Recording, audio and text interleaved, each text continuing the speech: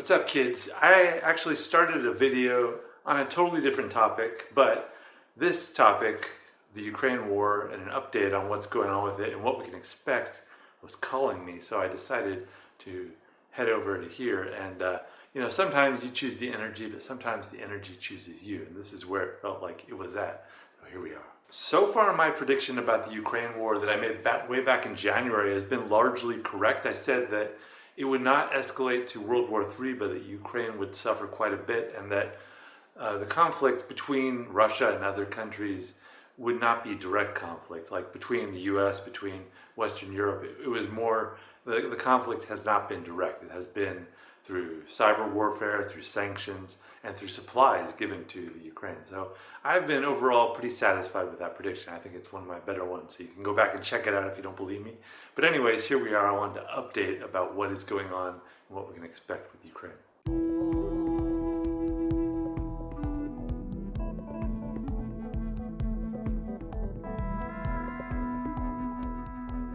So Vladimir Putin has already done things that have been characterized by other countries as war crimes.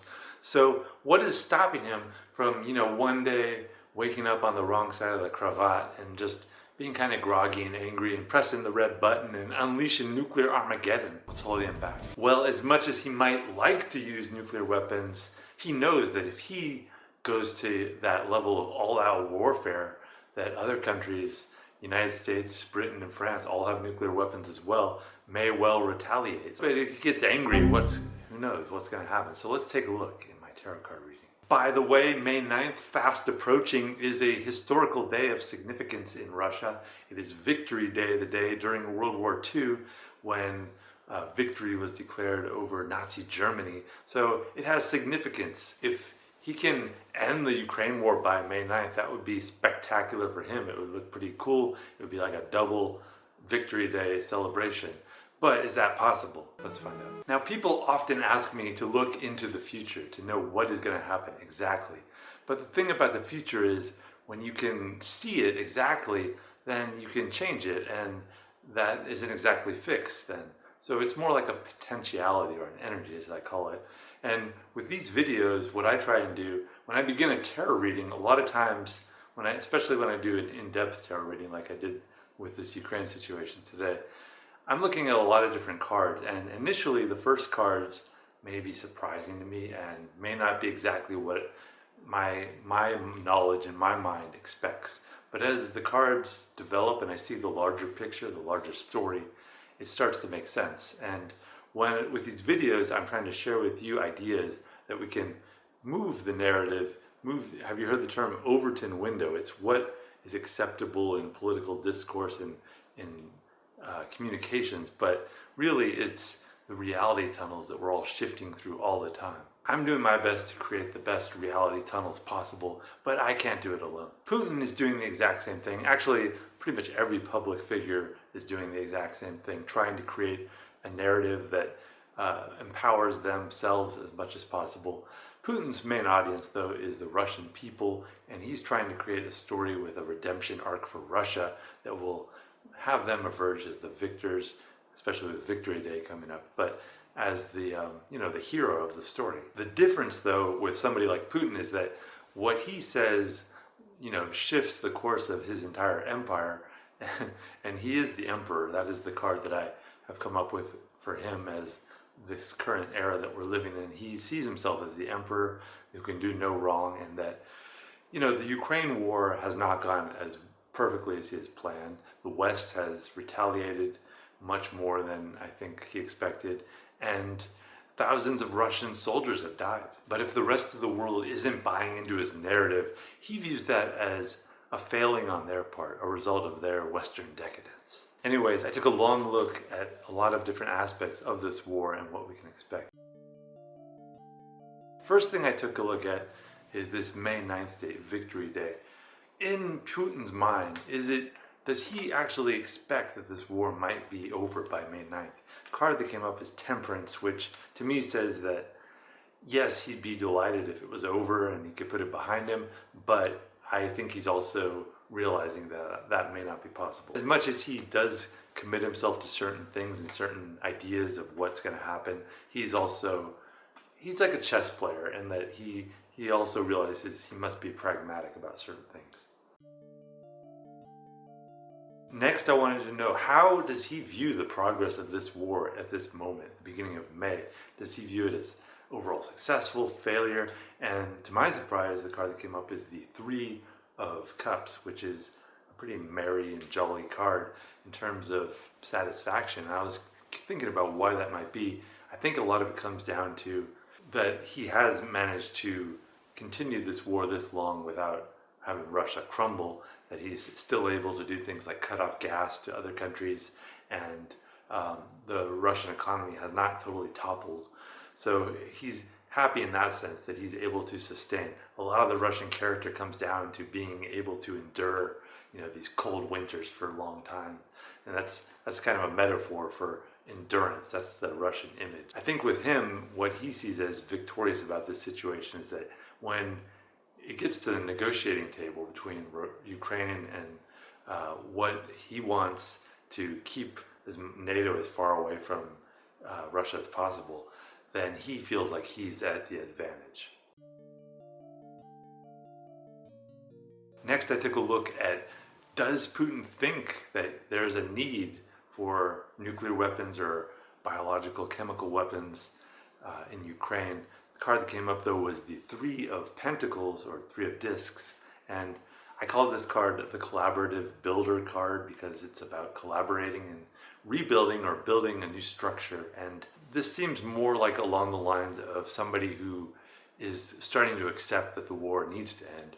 I said before that April is going to be a turning point for the war, and I think that comes down to a lot of heavy bombing in April, a lot of attempts to really take certain areas in certain cities.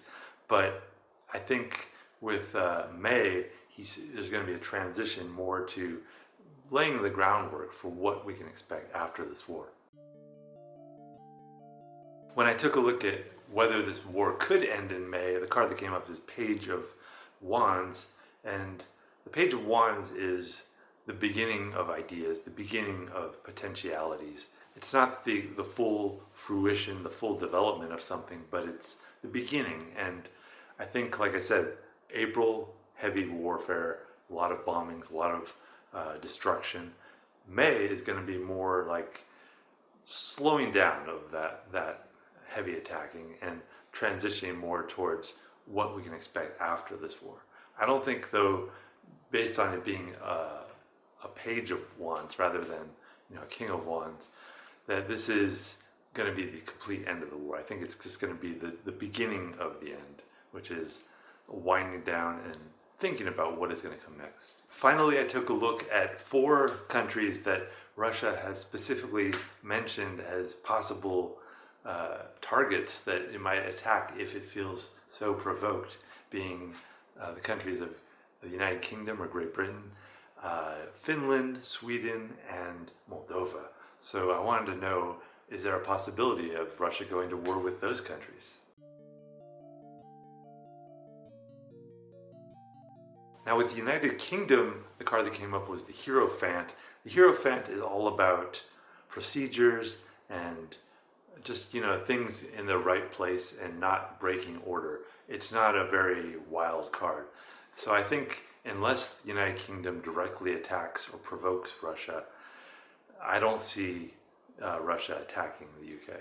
And I think, how would that even come about? Would it be involving soldiers, or would it more likely, if they were to attack the UK, it would be with weapons, long distance weapons, possibly even nuclear weapons. But I just don't see that happening based on a Hierophant card. Hierophant is just so much more about procedures, and it's not, Russia couldn't just attack the UK out of the blue like that.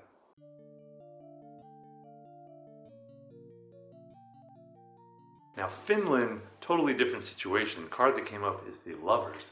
The Lovers is a card of when you feel that you're being the instrument of higher powers or higher energies or the world or the universe as a whole. So it's when you just feel like you're in a situation where you have to act a certain way and that it's beyond your power to act otherwise. This is how Putin feels about Finland and Sweden, that they are so close to Russia and that they're potentially going to join NATO, and if they join NATO, it's really it really does freak him out. Of these four countries, Finland seems like the one most likely that if any country were to be attacked, it would be Finland based on these cards.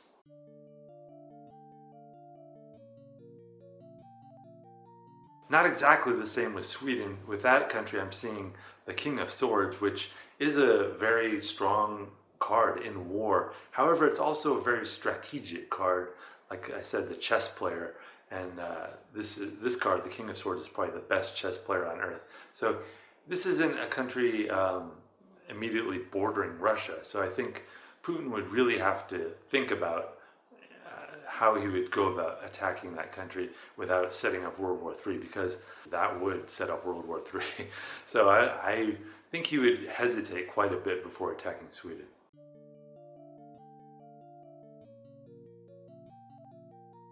With Moldova, he's been saying similar things to what he said before Ukraine was invaded, that it was harboring, Nazis, and that Russians in Ukraine were being persecuted and taken advantage of. So he's saying the same things about Moldova. So can we expect a similar attack there?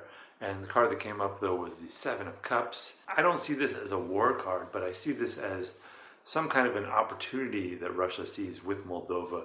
I'm guessing that with the negotiations that end the Ukraine war, somehow Moldova will be involved with concessions or relating to it somehow. But I do not see a direct physical attack the way that Ukraine has been attacked. That's it for now. Did I answer all your questions about the current state of the Ukraine war? If not, feel free to ask below and maybe I'll do a deeper reading in the future. I've thought about doing a reading more on whether Sweden and Finland will join NATO, things like that. So let me know what you'd like to know.